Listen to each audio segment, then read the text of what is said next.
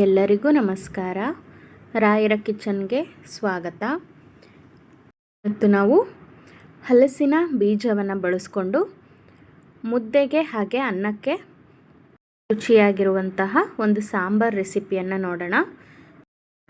ಈ ಹಲಸಿನ ಬೀಜ ಆರೋಗ್ಯಕ್ಕೂ ಕೂಡ ತುಂಬಾ ಒಳ್ಳೆಯದು. ಇಲ್ಲಿ ನಾನು ಮೊದಲಿಗೆ ಒಂದು ಕುಕ್ಕರನ್ನು ಇಟ್ಕೊಂಡಿದ್ದೀನಿ. ಅದಕ್ಕೆ ತೊಗರಿ ಬೇಳೆಯನ್ನು ಹಾಕೋತಾ ಇದ್ದೀನಿ. ಹಾಗೆಯೇ ಸ್ವಲ್ಪ ಮಸೂರು ದಾಲನ್ನು ಹಾಕೋತಾ ಇದ್ದೀನಿ. ಕೆಂಪು ಬೇಳೆ ಅಥವಾ ಮೈಸೂರು ಬೇಳೆ ಅಂತಲೂ ಕೂಡ ಕರೀತಾರೆ. ಅದನ್ನು ಹಾಕೋತಾ ಇದ್ದೀನಿ. ಅದು ಹಾಕದೇ ಇದ್ರೂ ನಡೆಯುತ್ತೆ. ಹಾಗೆಯೇ ಬೇಳೆಯನ್ನು ನೀರಲ್ಲಿ ಚೆನ್ನಾಗಿ ತೊಳ್ಕೊಂಡು ಇಟ್ಕೊಂಡಿದ್ದೀನಿ. ನಂತರ ನಾನಿದಕ್ಕೆ ಒಂದು ಆಲೂಗೆಡ್ಡೆ, ಬೀನ್ಸ್, ಕ್ಯಾರೆಟ್ ಹಾಗೆ ಟೊಮೆಟೊವನ್ನು ಹಾಕೋತಾ ಇದ್ದೀನಿ. ನಂತರ ನಾನು ಹಲಸಿನ ಬೀಜವನ್ನು ಹಂಚಿನ ಮೇಲೆ ಹುರಿದು ಸಿಪ್ಪೆಯನ್ನು ತೆಗೆದು ಅದನ್ನು ಸ್ವಲ್ಪ ಜಜ್ಜಿ ಹೀಗೆ ಇಟ್ಕೊಂಡಿದ್ದೀನಿ. ಸ್ವಲ್ಪ ದಪ್ಪವಾಗಿ ಜಜ್ಜಿ ಇಟ್ಕೊಳ್ಳಿ, ಅದು ಬಾಯಿಗೆ ಸಿಕ್ಕರೆ ತುಂಬಾ ರುಚಿಯಾಗಿರುತ್ತೆ. ಈಗ ಹಲಸಿನ ಬೀಜವನ್ನು ಕೂಡ ಕುಕ್ಕರಿಗೆ ಹಾಕೋತಾ ಇದ್ದೀನಿ. ಹುರಿಯೋದ್ರಿಂದ ಸಿಪ್ಪೆ ಬೇಗ ಬಿಡುತ್ತೆ ಅನ್ನೋ ಕಾರಣ ಹುರ್ಕೊಳ್ಳೋದಷ್ಟೇ. ಇಲ್ಲ ಹಾಗೇ ಬರುತ್ತೆ ಸಿಪ್ಪೆ ಬಿಡಿಸ್ಲಿಕ್ಕೆ ಅನ್ನೋದಾದರೆ ನೀವು ಬಿಡಿಸಿ ಡೈರೆಕ್ಟಾಗಿ ಕುಕ್ಕರಿಗೂ ಕೂಡ ಹಾಕೋಬೋದು. ಹಾಗೆಯೇ ಸ್ವಲ್ಪ ನೀರನ್ನು ಹಾಕೋತಾ ಇದ್ದೀನಿ. ನಂತರ ಕುಕ್ಕರನ್ನು ಮುಚ್ಚಿ 3ರಿಂದ 4 ವಿಷಲ್ ತೆಗೆಸಿದ್ದೀನಿ.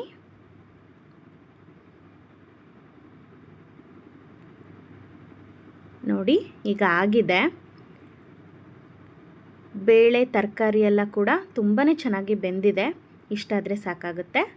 ಈಗ ನಾವಿದಕ್ಕೆ ಒಂದು ಸಣ್ಣದಾಗಿ ಒಗ್ಗರಣೆಯನ್ನು ಮಾಡಿಕೊಳ್ಳೋಣ. ನಾನಿಲ್ಲಿ ಸಣ್ಣ ಬಾಣಲಿಯನ್ನು ಇಟ್ಕೊಂಡಿದ್ದೀನಿ. ಅದಕ್ಕೆ ಸ್ವಲ್ಪ ಎಣ್ಣೆಯನ್ನು ಹಾಕೋತಾ ಇದ್ದೀನಿ.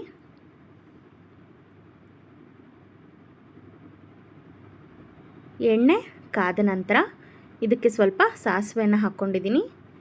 ಸಾಸಿವೆ ಸಿಡಿದ ನಂತರ ಸ್ವಲ್ಪ ಜೀರಿಗೆಯನ್ನು ಹಾಕ್ಕೊಳ್ಳೋಣ.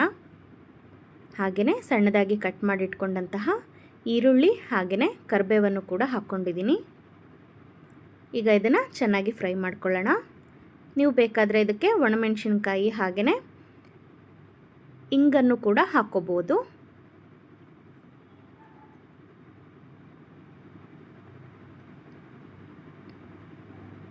ಈರುಳ್ಳಿ ತುಂಬ ಫ್ರೈ ಆಗೋ ಅಗತ್ಯ ಇಲ್ಲ, ಸ್ವಲ್ಪ ಟ್ರಾನ್ಸ್ಪರೆಂಟ್ ಆದರೆ ಸಾಕಾಗುತ್ತೆ. ನೋಡಿ ಈಗ ನಾವು ಮಾಡಿಟ್ಕೊಂಡಂತಹ ಸಾಂಬಾರಿಗೆ ಒಗ್ಗರಣೆಯನ್ನು ಹಾಕ್ಕೊಂಡಿದ್ದೀನಿ. ಹಾಕಿ ಚೆನ್ನಾಗಿ ಮಿಕ್ಸ್ ಮಾಡ್ಕೊಳ್ಳೋಣ. ಈಗ ನಾವಿದಕ್ಕೆ ರುಚಿಗೆ ಸ್ವಲ್ಪ ಉಪ್ಪನ್ನು ಹಾಕ್ಕೊಳ್ಳೋಣ. ನಂತರ ನಾನಿಲ್ಲಿ 2 ಚಮಚ ಆಗುವಷ್ಟು ಸಾಂಬಾರು ಪುಡಿಯನ್ನು ಹಾಕೋತಾ ಇದ್ದೀನಿ. ಹಾಗೆಯೇ 1 ಚಮಚದಷ್ಟು ಖಾರದ ಪುಡಿಯನ್ನು ಹಾಕ್ಕೊಂಡಿದ್ದೀನಿ. ನಿಮಗೆ ಖಾರ ಎಷ್ಟು ಬೇಕಾಗುತ್ತೆ ನೋಡಿಕೊಂಡು ಖಾರದ ಪುಡಿಯನ್ನು ಸೇರಿಸ್ಕೊಳ್ಳಿ. ಈಗ ಇದೆಲ್ಲದನ್ನು ಚೆನ್ನಾಗಿ ಮಿಕ್ಸ್ ಮಾಡಿ ಕುದಿಲಿಕ್ಕೆ ಬಿಟ್ಟಿದ್ದೀನಿ. ನೋಡಿ ಸಾಂಬಾರು ಕೂಡ ಕುದಿಯೋಕ್ಕೆ ಶುರುವಾಗಿದೆ. ಈಗ ನಾವಿದಕ್ಕೆ ಹುಣಸೆ ರಸವನ್ನು ಸ್ವಲ್ಪ ಸೇರಿಸ್ಕೊಳ್ಳೋಣ. ನಂತರ ಸ್ವಲ್ಪ ಚೆನ್ನಾಗಿ ಮಿಕ್ಸ್ ಮಾಡಿಕೊಂಡು ನಿಮಗೆ ಎಷ್ಟು ತೆಳುವಾಗಿ ಸಾಂಬಾರು ಬೇಕಾಗುತ್ತೆ ನೋಡಿಕೊಂಡು ನೀರನ್ನು ಸೇರಿಸ್ಕೊಳ್ಳಿ. ಹಾಗೆಯೇ ನಾನಿಲ್ಲಿ ಸ್ವಲ್ಪ ಬೆಲ್ಲವನ್ನು ಕೂಡ ಹಾಕ್ಕೊಂಡಿದ್ದೀನಿ. ನೀವು ಬೇಡ ಅನ್ನೋರು ಸ್ಕಿಪ್ ಕೂಡ ಮಾಡ್ಕೋಬಹುದು. ಹಾಕಿ ಚೆನ್ನಾಗಿ ಮಿಕ್ಸ್ ಮಾಡಿ ಕುದಿಲಿಕ್ಕೆ ಬಿಟ್ಟಿದ್ದೀನಿ. ನೋಡಿ ಸಾಂಬಾರು ಕೂಡ ಚೆನ್ನಾಗಿ ಕುದೀತಾ ಇದೆ.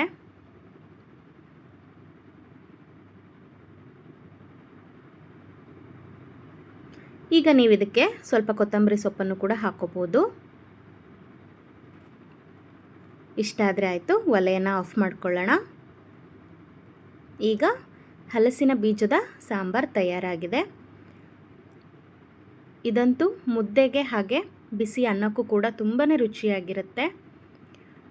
ಹಾಗೆಯೇ ಈ ಹಲಸಿನ ಬೀಜದಿಂದ ನಮಗೆ ಜೀರ್ಣಕ್ರಿಯೆ ಚೆನ್ನಾಗಾಗುತ್ತೆ. ಇದು ಚರ್ಮದ ಆರೋಗ್ಯಕ್ಕೆ ಹಾಗೆಯೇ ಕಣ್ಣಿನ ಆರೋಗ್ಯಕ್ಕೂ ಕೂಡ ತುಂಬ ಒಳ್ಳೆಯದು.